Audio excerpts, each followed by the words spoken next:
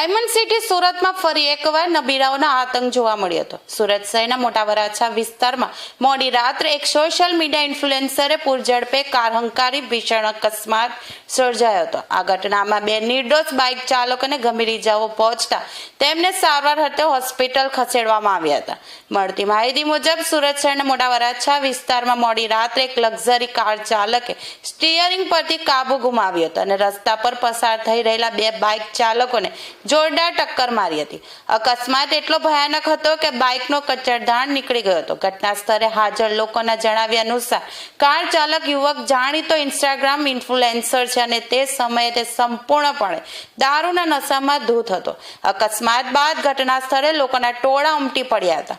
રોષે ભરાયેલા લોકોએ જ્યારે કારની તપાસ કરી તો અંદરથી દારૂ મળી આવ્યો હતો।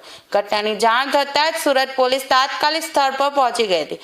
પોલીસે અકસ્માત સર્જાયેલ યુવકની ધરપકડ કરી હતી અને તેની કાર જપ્ત કરી વધુ તપાસ હાથ ધરી છે। ગઈકાલે રાત્રે આશરે લગભગ 24:00 આસપાસ વિક્ટોરિયા દરબાર રોડ પર એક મારુતિ કારના ડ્રાઈવરે એક મોટરસાઇકલ સાથે એક્સિડન્ટ કરેલ અને એને જ્યારે ઊભા રહ્યા હતા બધા તો થોડા લોકો ભેગા થઈ ગયેલા અને જોઈએ તો નશાની હાલતમાં હોય એમ જણાય આવ્યું। તાત્કાલિક પોલીસ પહોંચી ગયેલી અને એના ઉપર કેસ કરી અને કાયદેસરની કાર્યવાહી કરી।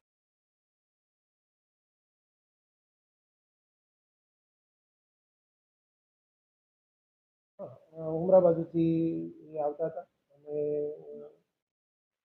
પોતે મૂળ જુનાગઢના રહેવાસી છે અને અહીંયા સુરતમાં રહે છે, હાલ જાવ કરે છે।